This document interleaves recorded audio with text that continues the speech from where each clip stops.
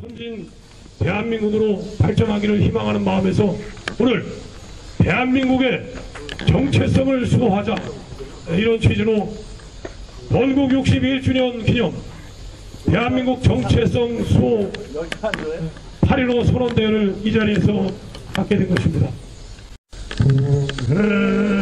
물과 백두산이 마르고 닳도록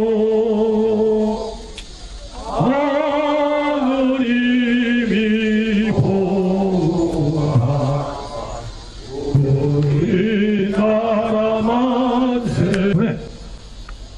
대한민국 땅에서 가장 한 점, 동해상의 한 점밖에 안 되지만은 가장 의미 있고 가장 지켜야 하는, 가장 목숨을 걸고 사수해야 하는 땅이 바로 우리 땅, 대한민국 동해상의 외로운 섬 독도입니다.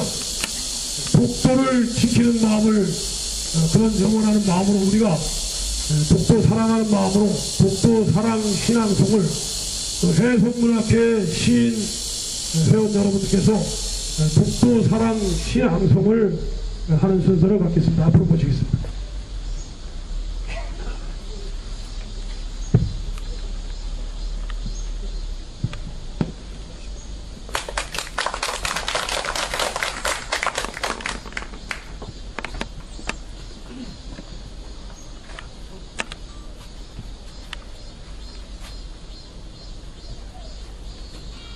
반갑습니다. 이 귀한 자리에 해송문학회에서 참석하게 됨을 영광으로 생각하고요. 저는 해송문학회 사무국장 이석자입니다. 건국 64주년 8월 15일 5천년 역사가 살아 숨쉬는 대한민국. 내 사랑 나의 조국은 꿈이 있고 희망이 넘칩니다. 그런데 이웃나라 일본은 지금 어떻습니까? 자라나는 일본 청소년들에게 누가수의 독도를 자기네 땅이라고 속이는 짓거리를 서슴지 않고 있습니다. 욕심은 넘치면 차라리 부족함보다 못하고, 욕심도 마음의 양만큼만 채워야 넘치지 않듯이 그 이상의 욕심은 넘치는 물처럼 내 것이 아니다라고 하였습니다. 허나 일본 좌파의 헛배 몰림들은 무조건 우기면 내 것이 된다는 양아치 건성으로 오늘도 사죄와 반성의 기미는 보이지 않고 있습니다. 우리 대한민국의 젊은이들은 언제까지나 관대하고 이해해야 할까요? 전 일본의 지도자라는 사람들은 항상 대한민국을 기만하고 만행을 자행하고 있습니다. 우리는 언제까지 철부지 아이들의 못난 재롱이라고 수수방관만 하고 있어야 하겠습니까? 일본의 해적 건성은 어릴 적부터 눈으로 보고 귀로 들으면서 우리는 자랐습니다. 아무리 양보가 미덕이라고 해도 배려하면서까지 인내할 수가 없으며, 아무리 가까운 사이라 또다시 노략질을 일삼는 쪽팔이 조상들의 짓거리를 답습하여 독도 망언을 한다면 그 죄를 물어 엄벌에 처하고자 합니다. 대한민국과 일본이 진정 가까운 이웃나라로 지내고자 한다면 일본의 지도자와 좌파들은 독도 침략 발언에 대한 자신들의 오만을 진심으로 사죄하고 지난 수백 년간 노략질하여간 대한민국의 유물들을 자진 반납하여야 할 것이며 그에 대한 보상이 따라야 할 것입니다. 발표할 대한민국 정체성 수호 선언문을 낭독하겠습니다.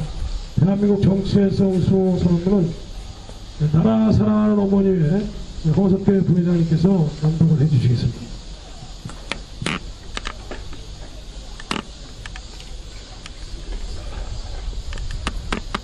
대한민국 건국 61주년 기념 대한민국 정체성 수호 8.15 선언문. 광복이 일제압제의 사슬에서 해방된 기쁨이라면 건국은 해방 3년 만에 자유민주주의 체제를 받아들인 대한민국을 세운 기적이요 감격의 역사이다. 이승만 박정희 대통령은 역대 어느 위인보다도 기념하고 수상해야 할 비입니다.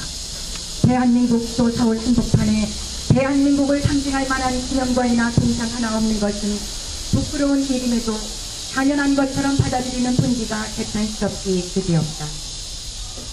건국의 아버지 이승만 대통령이 아니었다면 대한민국은 제대로 탄생하지 않았을 것이며 봉산화되고 말았을 것이다. 근대화의 아버지 박정희 대통령이 아니었다면 수백 년 이어온 가난의 고리를 끊을 수 없었으며 오늘날의 경제 발전도 불가능했을 것이다.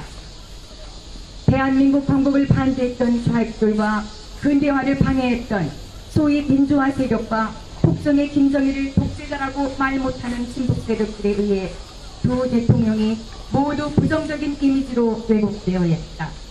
대한민국 건국과 산업발전의 혜택을 톡톡히 본 자들이 대한민국 건국의 정통성을 부정하고 정체성마저 흔들면서 도의인의 업적을 과소평가하고 독재자로 낙인 찍는 오만함과 죄악을 저질러온 것이다. 우리는 건국 61주년을 맞는 오늘 대한민국의 건국사를 바로 세우고 정통성과 정체성을 지켜나가기 위해 건국 이념을 계승하고 헌법정신 존중하여 반헌법 세력, 반국가 세력을 척결할 것을 결의한다. 또한 이념적 계층 간의 대립과 갈등을 끝내고 헌법정신 존중을 전제로 국민통합에 나설 것을 천명한다. 대한민국의 정체성을 부정하는 세력과는 상생할 수 없지만 헌법정신을 존중한다면 국면을 분열시키는 이념적 갈등과 대립을 할 이유가 없다. 후손에게 물려줄 자랑스러운 조국의 발전을 위해 소모적인 논쟁을 접고 국민 통합을 위한 화해와 상생을 펼쳐나가자. 안보와 경제는 국가 반전을 떠받드는 초석이다. 튼튼한 안보를 위해 친북 좌파 세력들이 흔들어 놓은 한미동맹을 굳건히 하고 전시작전 통제권 단독 행사와 한미연합사 해체를 무효화하고 원상으로 돌려놓아야 한다. 세계 모든 나라에 닥친 경제위기를 온 국민이 힘을 모아 슬기롭게 극복해 나가야 한다. 이명박 정부가 추진하고 있는 국책사업을 이기주의와 국론 분열로 무조건 반대하는 세력들은 더 이상의 발목 잡기를 중단하고 화합과 상생에 나설 것을 촉구한다.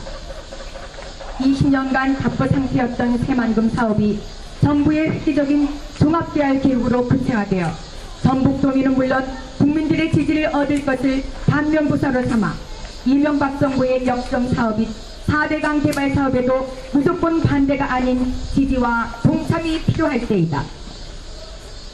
천혜의 자원인 4대강 유역을 관광명소로 개발하는 것이야말로 국가경제 발전에 크게 기여할 것이다. 세계의 관광객을 유치할 수 있는 친환경적인 하천 관광 벨트를 개발하면 부산관광 부국이라는 21세기 대한민국의 르네상스 시대가 열릴 것을 의심치 않는다. 건국 61주년을 맞는 오늘 건국기념관에 건립된 건국의 의미를 기리는 정부 차원에서의 방안을 강구할 것을 촉구한다. 또한 이명박 정부는 안보와 경제 살리기는 물론 나라를 위해 희생한 분들을 예우하고 자국민을 보호하는 정부가 되어줄 것으로 믿는다. 제2연평 해전에서 희생자를 낸 원인이 된 당시 조선식에 대한 진상규명을 촉구한다. 또한 남북자, 국군포로 및 북한의 억류직인 연안호 선원들에 대한 조속한 송환을 촉구하며 정부의 성과 있는 노력을 기대한다. 2009년 8월 10일. 그런데 이승만 대통령 덕택에 전국 명산대차를 차지한 이 한국불교를 대표하는 이 조계종이 지금 종북 좌익들의 총본산이 되어 있습니다. 저 사람들이 총무원장이 당선되면 의대히 먼저 북한에 가서 김정일을 만나는가 아니면 노동당 간부를 만나는가 모르겠습니다만 북한에 가서 소위 배알들이러 가는 것이 통과 의례가 되어버렸습니다. 그러니까 지금 이 조계종 총무원에도 온통 그 좌익들이 다 찾아오고 있어가지고 허구한 날 대한민국 발전에는 발목을 잡고 떨어져요. 예를 들어서 천성산 대한민국 만세!